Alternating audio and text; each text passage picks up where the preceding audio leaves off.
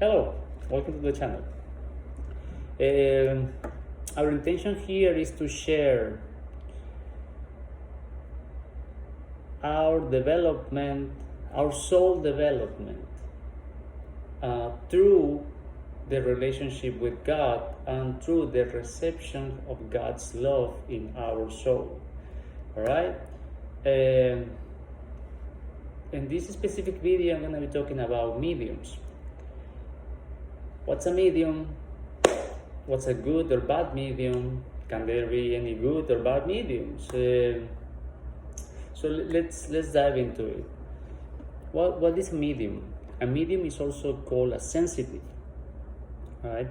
It's a person that understands how other people is feeling, even if that other people is not around them or they cannot see them. You know what I mean? Even if I don't see the person, I can feel what they are feeling. A medium, another name for a medium, can be a messenger, can be a channeler. So what makes a good medium? Right? And I will tell you, humility. Humility makes a good medium. That's the key to be a good medium. And what makes a bad medium? The preconceived beliefs that we have, the desires of glory, the desires of telling people what they want to hear instead of telling them the truth. Expectations about what kind of message from spirits we can receive. I want to receive this specific message because this is what I want to hear. And guess what? That medium will hear what the medium wants to hear, because it's simple law of attraction. If you want to see it, you will see it. If you don't want to see it, you won't see it. That's free will. That's why humility is important here. Let's see. Can a bad medium tell the truth? Only if the truth is aligned with the beliefs of the medium in that specific case. And to be honest, the truth doesn't really quite have to be aligned with the beliefs of the medium. The truth is the truth. Doesn't matter if anyone believes it, it will still be the truth. Truth is the truth, even if no one believes. Yes, yeah. And then what's true, right? I mean, because what is true? The truth that we are sharing, it's God's truth. It's not my truth. It's not his truth, her truth. No. The truth that we are sharing is God's truth. And how do you know if it's God's truth? How do you know the truth? Because as with any new information that you guys receive, the wise thing to do is to experiment with it. Draw your own conclusions, because truth will give you proofs over and over and over and over. If you don't experiment with it, if you have a certain blockage to say, no, I don't want to believe that, that's false, without experimenting that means that you are blocked to the new information. That means you have to do some work. You have to do some prayer and to say, hey God, help me here to figure it out, why I don't want to hear about these things, why I don't want to listen to this information, why I don't even want to experiment with it. Oh, I know it's just not true. So if people doesn't want to challenge those beliefs, that's what makes a bad medium, and that's why we are not living in truth. Because people in the planet, honestly, most of them, they don't want to listen to truth. They just want to listen what they want to listen. So we are not humble yet. And that's fine. We're not humble, cool, we can acknowledge that. But we also can say, God, help me be more humble. Teach me how to be more humble, so I can start getting to know you. I start getting your truths and start experimenting with it. I start saying, oh, this works, this works, this works, this works. This one I'm not sure yet. And whenever you are not sure, experiment with it. Don't say, oh, that doesn't work, because I did it one time and it just doesn't work. If something is truth, it will keep giving you proofs over and over and for the rest of your existence. And it will be simple though. Sometimes. Just dealing with emotions is not really quite simple. Especially when we have to acknowledge that our parents didn't know how to love us. They thought they did.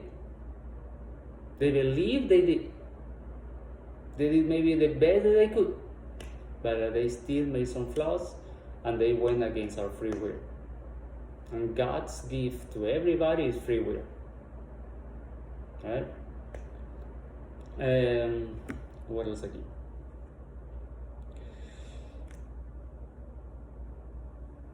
How to know who's talking to you, right? Because we all have a soul condition. Let's say our soul condition, it's in this moment will be the sum of beliefs out of harmony with love that we have, and the sum of beliefs in harmony with love that we have. The beliefs that are in harmony with love are going to bring us happiness and joy and abundance and peace. And every time that you repeat them, you're going to have joy and more joy and more joy and more joy and more joy. Because that's what love is. Love is abundance. And the beliefs out of harmony with love that we have are going to bring us sickness, accidents,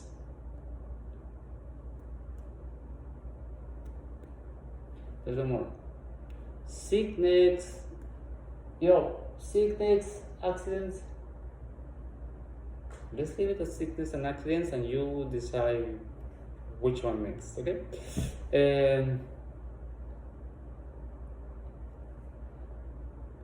So the beliefs that are out of harmony with love, suffering, thank you. I'm gonna bring sickness, I'm gonna bring accidents, and are going to bring suffering. Also pain. Any pain will be a proof that our belief is out of harmony with love.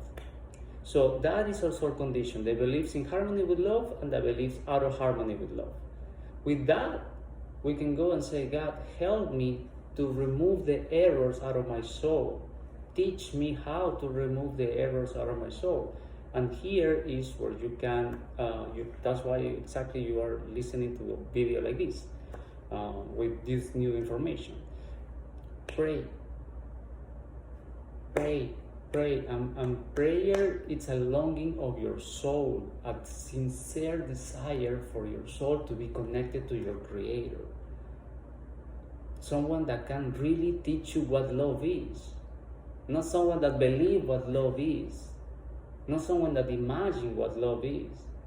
Someone that can really teach you what love is from here and for the rest of your existence. Right? So you start praying, you start asking things to God. The humility, ask God to make you feel the love that God has for you. And start writing. Writing is important. Start writing. Write how you feel. Write your dreams. Write your frustrations. Put all that in paper, because what you can measure, you will be able to improve. Write it, see it, take it out, and then once it's there, you can say, God, help me with this. I was gonna say how to recognize spirits, like especially spirits from the high celestial spheres.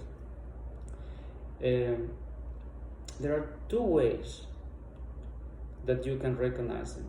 The first of them, they can come to you and say, hey, I'm Michael. You say, for saying a name, right, Michael. Michael. Uh, then you say, okay, I mean, you're saying you're Michael, how do I believe you, you know? One, you can ask them, if you are who you say you are, make me feel your love.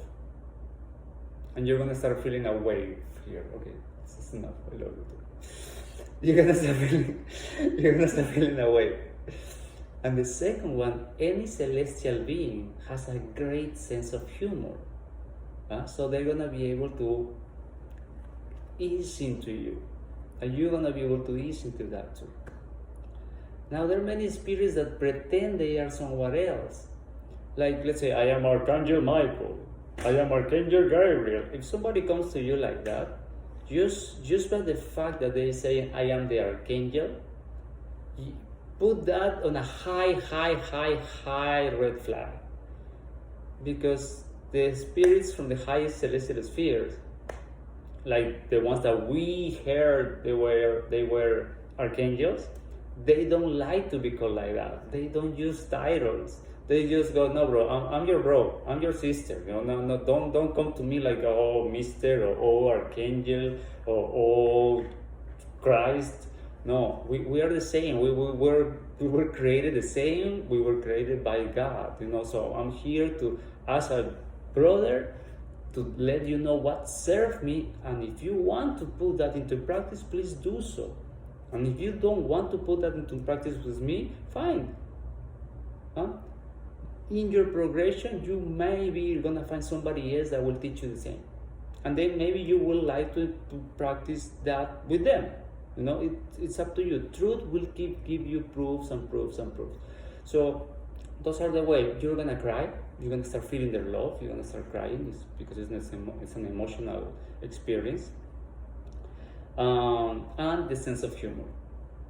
That's how you can recognize if a spirit from the celestial spheres is coming to talk to you. And if you're listening to this message, there's a high probability that there are people like Michael that will make you feel their love if you ask for it.